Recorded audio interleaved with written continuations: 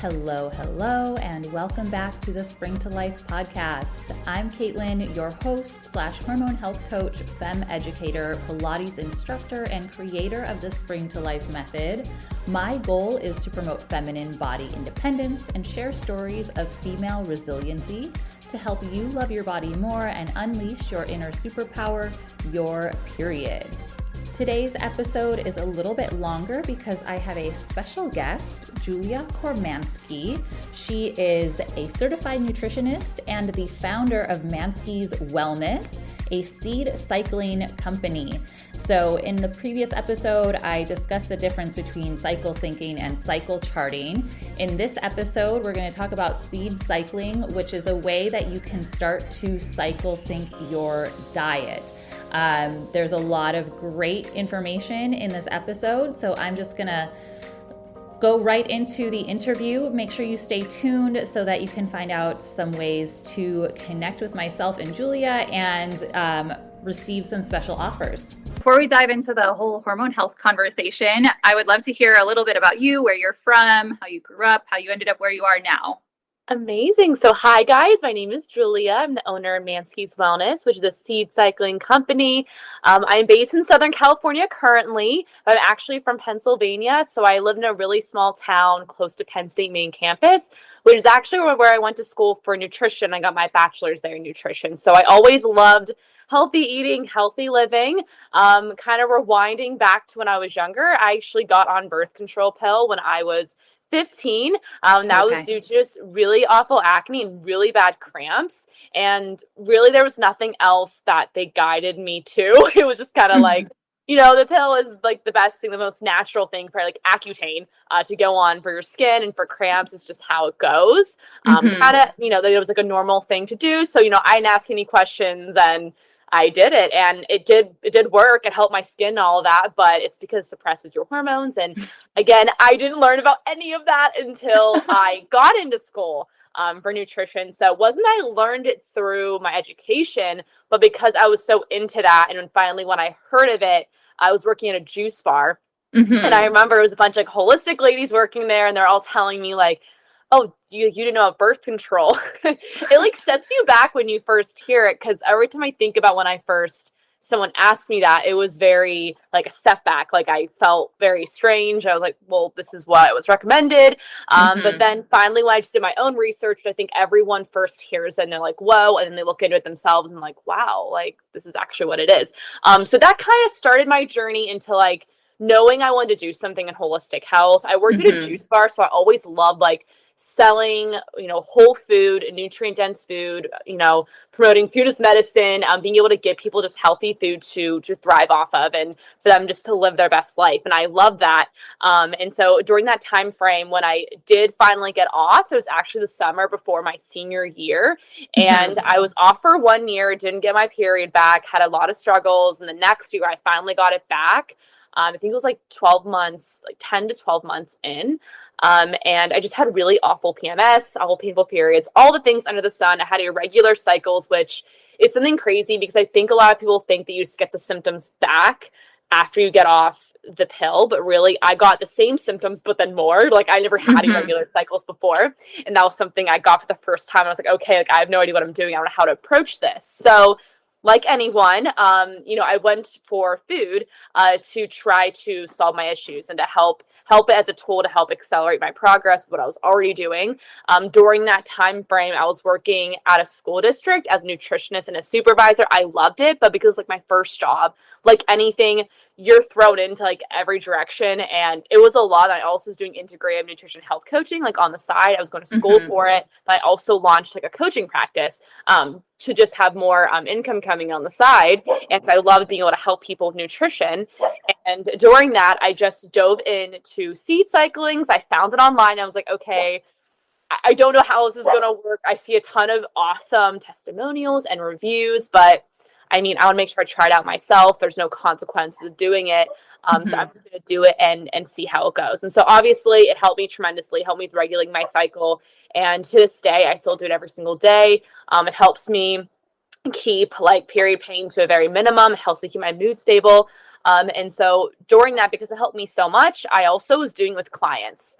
And so this is kind of when I started to merge a little bit into talking more about seed cycling on my Instagram. It was like November and December and of like 2021. And so that was when that started, of just bringing awareness to it, because it's a very foreign concept. And when you first hear about it, it still kind of takes a little bit of people, at least to do it, like buying the seeds and grinding them down. That's basically what seed cycling is. The little backdrop, it's basically just rotating different seeds throughout your cycle of eating them. And so grinding them, buying the seeds, pre-measuring them out is very essential. That's a lot of work. And so when I was telling my clients to do it for hormone support, they were like, I am not doing that. So I was like, okay, I'm just going to I just bought a bunch of bulk bags and stickers and seeds. I'm like, okay, I'm just going to just try this out. I'm going to start giving it to people. So I started doing that, started giving it to my clients, started sending it to them to see what their feedback was, started doing markets in January just to get, again, customer feedback.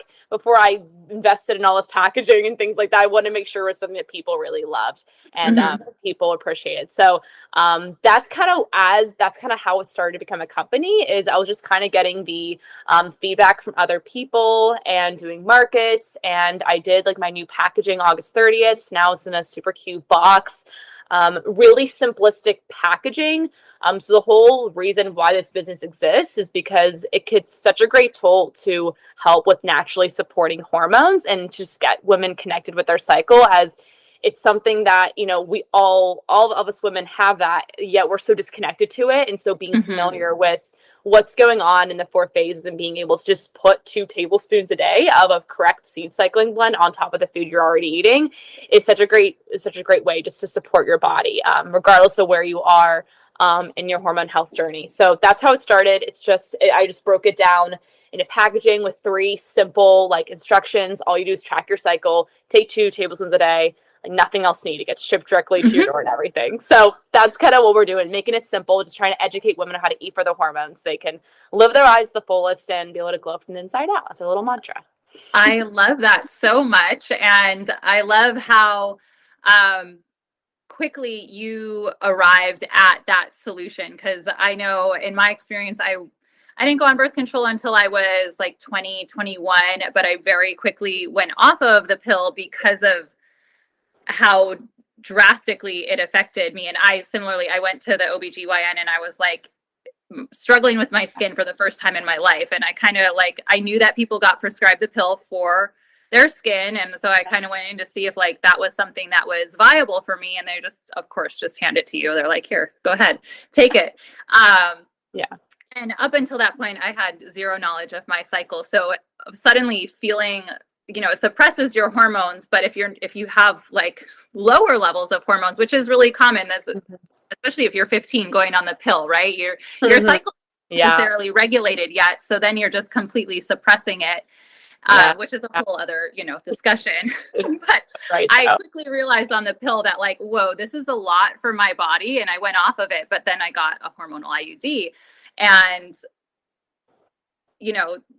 it doesn't seem like much at first, but I'm curious for you, once you heard at the juice bar that, maybe a hormonal birth control wasn't the best thing, did you start to put 2 and 2 together and notice oh yeah, I'm experiencing this symptom or that thing? Did you have anything like that come up? So that's a great question. So I actually am someone who I had great feedback being on the pill. And I always say to people, I was someone who really didn't have any side effects. For me, the whole reason why I went on the pill was because of my confidence levels and just interrupting my life. I'm someone who I had a pretty good experience being on the pill. And I do remember my mood.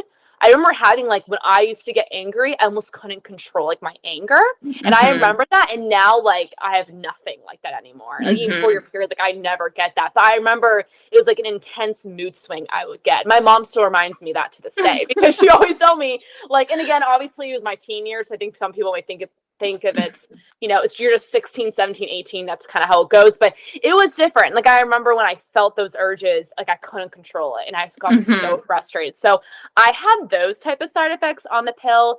And I also did have spotting or I didn't really get a period. But again, it's a withdrawal bleed. No one really has their own period anyway when you're on hormonal birth control. I did get that. And that really concerned me. And that was when I started to question coming off. And actually, that was around the time I think it was a year before I actually heard about the consequences of it. But I remember it scared me. And then as you go to the gynecologist and they kind of told me it was no big deal. Yeah. I remember that still like makes me so upset because if I would have known that, I probably would have gone off that exact day. But they just kind of acted like it was not a big deal because everyone does get it on the pill. A lot of people do, but it's because it's not really a period. So those were some things I experienced on there at the time. I was like, oh, like no period, but at the same time, a little concerned. I think a lot of other people are like that too. Yeah. Well, it's actually interesting. I mean, I grew up training in ballet, and then I pursued that as my first career. I was a professional dancer, and sadly, like I was very just undereducated about my cycle. And then, when you're over exercising, probably under eating, it's very common not to get your cycle. And unfortunately, as dancers, like that was kind of a marker of like, okay, I'm like kind of, if I'm not getting my cycle, like I know that I'm like maybe a little underweight. And it pains me to say it now, but it kind of felt like a good thing then.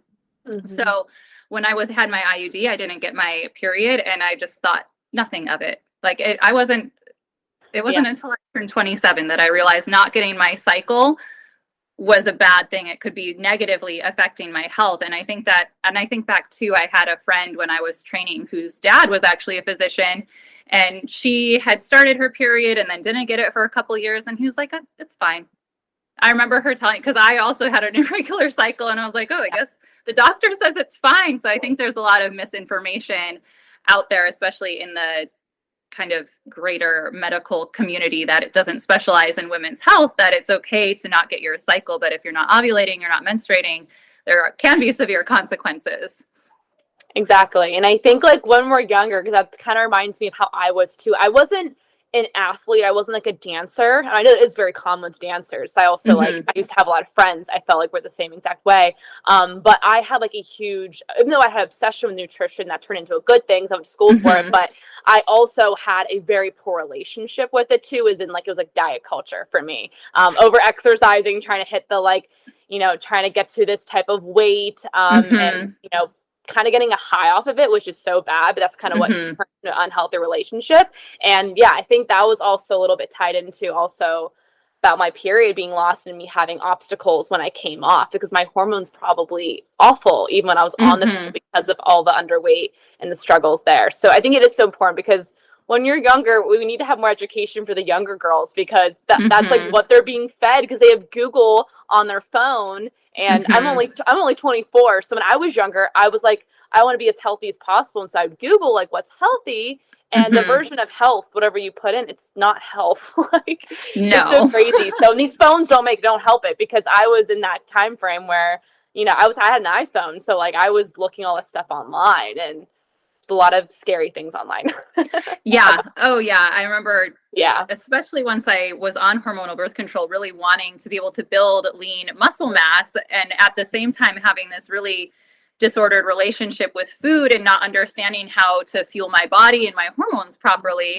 And that affects your body image. And it's just this whole thing. So I'm curious how you started to mend that relationship with food, and how maybe seed cycling played into that. Amazing. So seed cycling really came on later down the road. It was a long journey. So when I was younger, I had a lot of obstacles kind of when I was like 13 to 16. My dad passed away. So I had a lot of like trauma. I think that kind of turned into like feeling very uncontrolled in my life. And food, I think when I kind of had a passion for nutrition, it kind of turned into like, okay, like I lost like 5 pounds at the time of still a healthy weight. But it kind of turned into like, oh, I can control something in my life. And at that time, I think like 5 years later, or like it was like 4 years later, having that control and kind of understanding, I think it's a lot of women too, is food is like a control thing. It can be great if you have a healthy relationship with food. Like I like doing that now, but it's very healthy. The time though, when you have a healthy, unhealthy mindset behind it, that's definitely how it happens. But really, it took me a long time.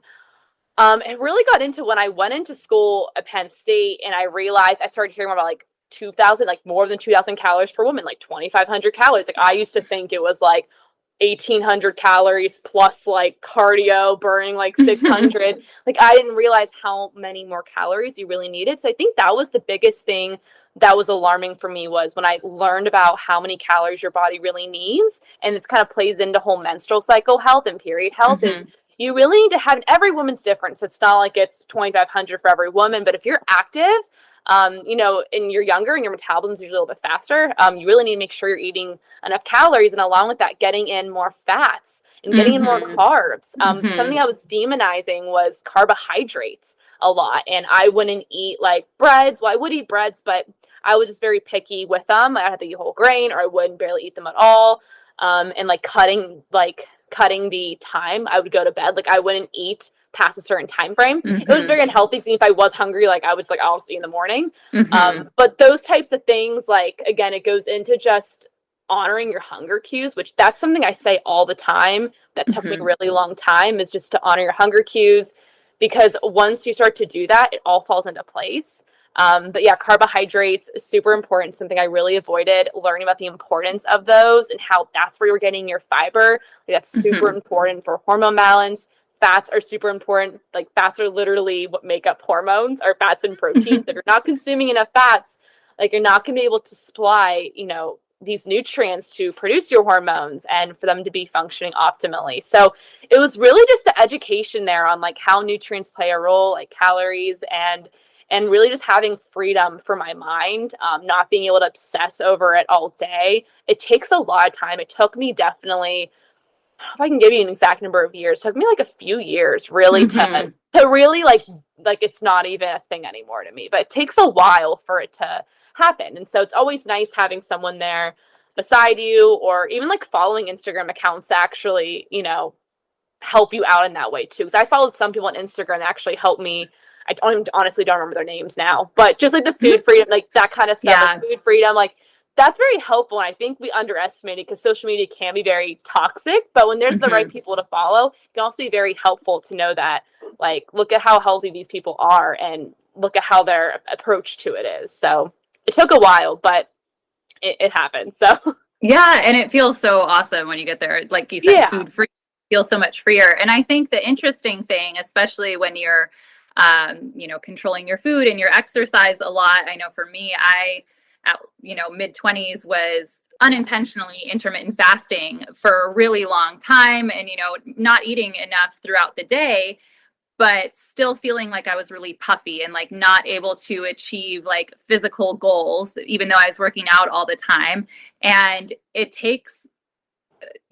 really hard to kind of turn that key and be like, okay, I can eat more and still achieve my goals. Like sometimes you have to increase your caloric intake, especially those healthy fats and the carbs, in order to get your body working the proper way to burn the calories and, take the inflammation down. So it's a long journey. I know from experience too, but it's understanding the role that your hormones play too, which is so important. So maybe now I think would be a good time for you to explain seed cycling, because this is how we can get some really amazing healthy fats into our diets. Amazing. Yes, exactly. So seed cycling is a food as medicine remedy that helps naturally support hormones. So what you're doing is you're syncing specific nutrients, you're consuming certain nutrients through seeds at different phases of your cycle to help promote optimal natural balance of your hormones. So it's supporting what your body does naturally, which is producing hormones and excreting excess hormones.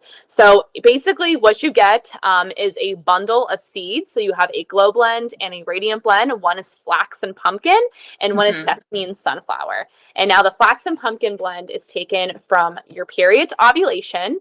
The other blend is taken from ovulation to your next period. And so with this, we have different hormonal fluctuations. I'd show you a graph right here. You'd see estrogen is rising right here. And this is from period to ovulation. And in the second half, you're having progesterone rising. So that's the most dominant hormone in your luteal phase. And so with this, we want to make sure we're using nutrients to support those hormones, because estrogen and progesterone are the two main players of your cycle. And so with that, we have one blend. The pumpkin and flax is going to have nutrients like lignans. So lignans are these great nutrients that are found in flaxseed that actually can help support estrogen. So it helps metabolize estrogen levels. The next one is going to be pumpkin seeds. So pumpkin seeds contain zinc, which really helps support ovulation and just also helpful for egg growth too. And then we also have omega-3s that are found in both of them. This is going to really help with decreasing inflammation. And then we also have magnesium. So magnesium is one of those minerals that many Americans are deficient in. And so because of this, magnesium can be a great thing to add in through magnesium-rich foods. So through both of these blends, both of these are high in magnesium, because not only is it going to help with mood, as it's really great for mood, but it's also great for decreasing prostaglandins. So if you deal with period pain, specifically because you have too many prostaglandins, which are the lipid-like compounds that contract the uterus, so you need them because they're going to be shutting the uterine lining for your period, but they can also, if you have too many of them, be inflammatory, and it can create period pain, period poops, all that fun stuff that we all hate, because it's contracting it. So when we consume magnesium, it's going to help decrease those levels. So that's a really great mineral, really great for hormone balance. And we also have iron too, which obviously iron is very important for hormone balance, really important for women who are menstruating, as when you lose blood and you make sure you're replenishing our blood cells through iron. A little tidbit I like to throw in here about plant-based iron, though, is that it's a non-heme iron. So on the contrary, there is heme iron. So this is going to be animal-based iron. Meat. And so this is already very bioavailable. But when you have plant-based irons, you want to make sure you're also combining with vitamin C to really make sure you're getting the absorption of the iron. Something I always like to say is seed cycling. Most people already do this, but put in like a salad, put in some sort of mix with like veggies like bell pepper, something with high in vitamin C, or adding it into like a yogurt bowl with some fruit. If you're ever eating fruit, you're already going to have the vitamin C. So it's definitely important to kind of combine that with something like that, or even oatmeal with fruit. So all of that is really great. But so basically, yeah, all the nutrients that are in the Glow blend, the flax and pumpkin, are like omega-3, magnesium, iron, zinc, and I forgot what the other one was. We'll skip around. I forgot the other one. The other one. It'll come to you. It'll come to you. I completely forgot. I ran to those. The next one is going to be the Radiant blend. So that's the sesame and sunflower. So this is ovulation to your next period. And again, everyone has a different amount of days for their cycle. This is based off around a 28-day cycle, but everyone can be under 28 days or over 28 days. But this is just the average. But so I'm going off of like the first half and the second half of your cycle. So after ovulations, this is the main event of your cycle. This is when your egg gets released from your ovaries. This is very important if you want to get pregnant, or especially if you want to avoid pregnancy. Very important stage to really pay attention to. There's certain types of signs you get when you ovulate. So some people have like ovulation pain, higher libido, an increase in BBT, which is basal body temperature. And this is basically one of the approaches to fertility awareness method, if anyone's heard of that before. The other one's also an egg white consistency for your cervical mucus too. So there's a bunch of different signs you can kind of pay attention to when you ovulate, but those are just a few examples. But so the sesame and sunflower blend are going to have nutrients like selenium. So selenium is great for thyroid support. If you have hypothyroid, I'm sure you've heard of that. And then liver support too, selenium is great for. And the liver is a detox organ. So it's really important for supporting that through nutrition, because it's really important for excreting excess hormones and making sure we're excreting other wastes and toxins too out of our body. Super crucial. We also have zinc in here too, magnesium in here as well, like we discussed in the other one, and magnesium. And then we also have some other awesome nutrients like vitamin E and B6. So these are great for supporting progesterone production, which is the main hormone here. So really great for that. Vitamin E also some other benefits like relieving breast tenderness and helping with fertility. And B6 is also, because it's a B vitamin, B1, B3 are also in here too. All of these are great for energy. As you guys probably experience, like right before your period in your luteal phase, a lot of women get more tired. And so B vitamins are great for that. And along with B6, calcium, magnesium, again, are in here. All of these three nutrients are really great for supporting mood. So this is when like mood support really comes in, as these are great for boosting happy neurotransmitters like dopamine and serotonin. I love it. So much information there. And so I have a couple of questions now. So we know that if you are experiencing a lot of PMS symptoms, usually either your progesterone is low or your estrogen is high in comparison to that progesterone. So with your seed cycling blends, is that just going to, no matter where you are, just going to start to naturally regulate, or do you need to know what your hormone balance is when you're starting to decide if you should take each blend? I do get that question a lot. Well, not a lot, but I get some people say about, should I get testing first? That kind of thing. So you really don't have to. It's just, I always say it's just food. You're rotating it through different phases. So if you've excess estrogen, it's going to be helpful for that because the lignans that are found in flax are also actually in the sesame seeds too. They're going to help metabolize estrogen levels. They're just basically putting it at a level that's good for both of them. So it's not excess and it's not in low amounts either. It's just in that perfect amount. So that's the purpose of the lignans. That's the purpose of seed cycling. So yeah, definitely. It's definitely great for women wherever they are. A lot of people don't want to do testing or can't afford it right now or something like that. So it's not a big deal. And there's a bunch of other hormones too that play in your body. So it's always something to remember. It's like there's cortisol, insulin, a bunch of different hormones. So yeah, this is just a food as medicine remedy. You definitely don't have to do that if you don't want to. It's just great for overall natural support. Amazing. Awesome. So would you, obviously this is great for anybody that is doing natural cycles. Would you recommend seed cycling for people that are on hormonal birth control? Yeah, I got that question too. A lot of people on hormonal birth control usually are on the pill. They're on the IUD. It's definitely the same concept goes. As we know from the pill, there's nutrient depletions that happen there. So it can be very helpful to still seed cycle during that because a lot of the nutrients that are in the seed cycling bundles are actually depleted on the pill. So I'm sure you know selenium is one of those B vitamins. Yeah, exactly. And magnesium and zinc. Yeah, all of those are depleted on the pill. So, why not do that? And especially some women are still always thinking about coming off at some point. And so already being connected to your cycle and how it works, I wish I did it because not only from the nutrition standpoint, but for the cycle part, even if you're on the pill and it's not a natural cycle, I still think every woman should be doing that because it's just important to understand that's when you come off, you're in such a better spot than from where you would be if you weren't doing it. I love that. So for people that are listening, they might be thinking, well, I could just eat some sesame seeds. I could just eat some sunflower seeds, but your blends are pre-ground, correct? Yes. Yeah. Freshly. So could you explain why that is and why that is different than just popping a handful of sunflower seeds in your mouth? Yes, exactly. So I love to explain this because with food, a lot of the seeds that you get, if you ever notice when you eat them, you may have to try them out to trust me.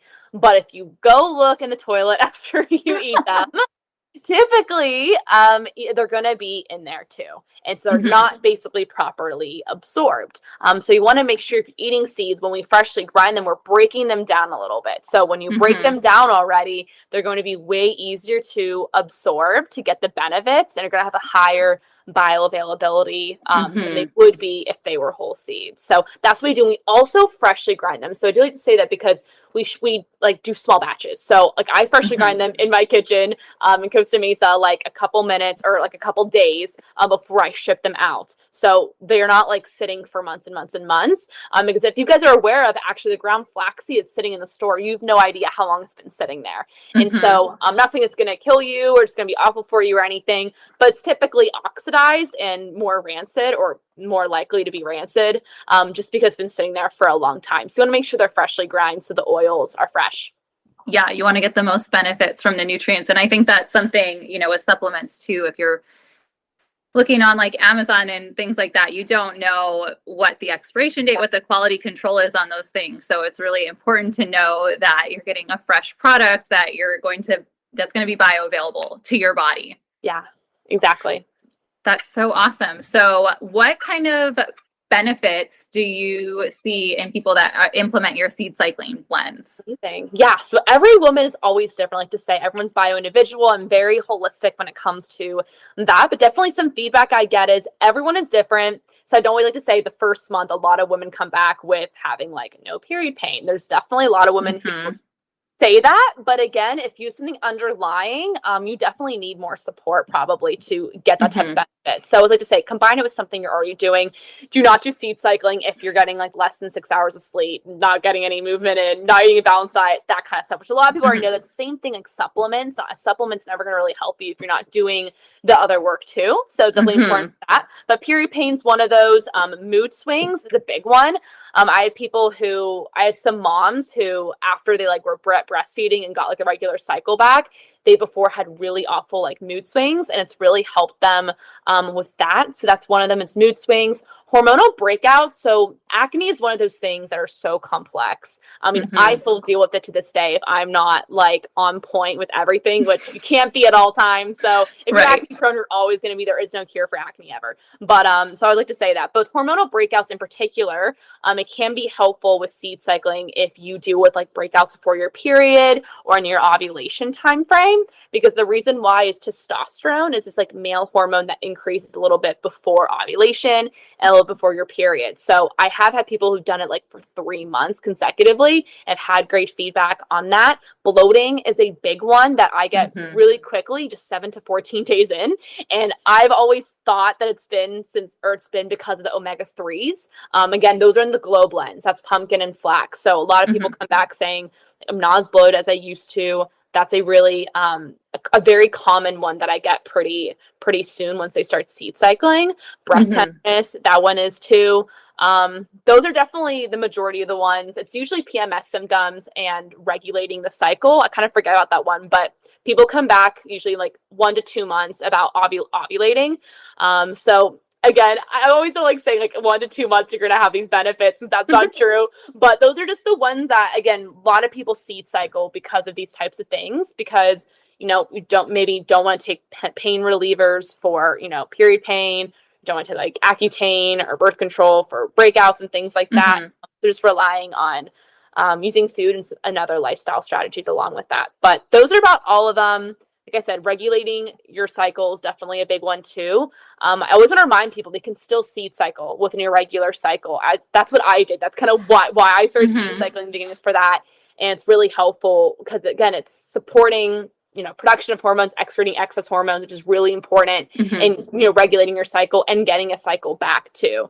You do by the moon cycle, if anyone's curious. The lunar calendar is 28 days, similar to an average cycle. So you'd start one on the new moon and the other on the full moon. And you have there's a bunch of apps online too for that if you don't know when those days are. And so I think it's called Moon Phase. That's an app on there. But yeah, I get around those PMS symptoms and then also the cycle regulation. That's awesome. So because you mentioned irregular cycles, I was going to say if somebody's experiencing no period, they have amenorrhea, maybe coming off the pill or because of, exercise and under eating. So adding seeds in with the moon calendar and even just aligning your energy with that lunar calendar can really help to that rhythm in your body, which is, bodies are so cool. Yeah, exactly. Female cycles are so cool. So wow, so much great information.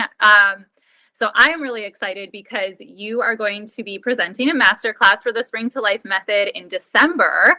Yeah. So maybe you could give us like a little preview of what you're going to be teaching about.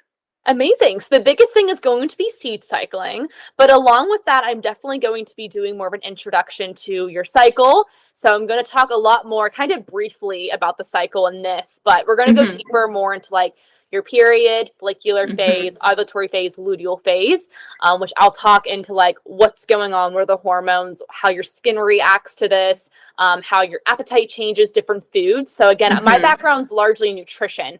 So I will definitely do more. I'll do some on seed cycling, obviously, but I'll also implement a lot of other different types of foods too, and how nutrition plays a role in each phase. I think kind of getting used to the way your appetite changes throughout your cycle has been one of my favorite parts of syncing my cycle and getting more in touch with it. So I'm curious, especially because you have such a food background, maybe what are some of your favorite foods that you like to eat during your period as you go into your follicular phase? Like how does your appetite change throughout your cycle? And what are your favorite ways to eat? Perfect. So I guess I'll start with the period. So I really like to consume like bone broth and soup during this time. I usually try to, it's probably TMI, but I usually don't eat as many like beans or things that bloat me. I would just say that a lot of people sometimes deal with bloating around that time frame. So I don't really consume beans. I kind of avoid things that are really high in salt too. And like foods that are also raw, those tend to cause more bloating. So I really focus on cooked foods, bone broth, golden milk is a really great one. Some turmeric and ginger in there. Turmeric and ginger are my favorite things. So that's a perfect way to get in those awesome roots, which really also help with period pain too, but it's also just very soothing. So that's one for your period. Those are some things I like to do there. And then the follicular phase is probably my favorite one, because like all my favorite foods I really like to do. I always crave these foods, and that's like probiotic rich foods. So sauerkraut, kimchi, bowls like that. So I usually throw in like cruciferous vegetables like Brussels sprouts or kale or broccoli, cabbage. Like all of these are cruciferous. And so basically what cruciferous veggies are, in case you guys don't know, is they naturally contain DIM. And so DIM is basically the substance that's in cruciferous veggies that help with estrogen support. So it helps like metabolizing estrogen. So if you guys knew from hearing me earlier, in your follicular phase, estrogen is that most dominant hormone. So I like to consume those types of veggies. I really love kale. So I really like to add that in a lot too, with some like avocado oil and some of those like fermented vegetables in there. I'm a huge fruit person too, so I always like to consume a lot of like different types of berries in the follicular phase. But really, it's like the cruciferous veggies I never stop eating in the follicular phase. And like yogurt is really important too. Like I love those ones, and high fat foods too. So because the time frame where fats are the most ideal here, because of your follicles, again, the follicular phase, so these are growing and maturing to release an egg. So these are really great to consume high fat foods here. So I like nut butters, avocados, and seeds, and different types of nuts too, like walnuts. So that's great too. And walnuts are very high in omega-3, which is also really important here too. And then I guess I'll go to ovulation. So I usually just do like the one day, like for this one, if I know, I always start my day with a smoothie. This is a great time for like the really cold foods. So smoothies, juices, things like that, raw salads. Those are usually what I eat.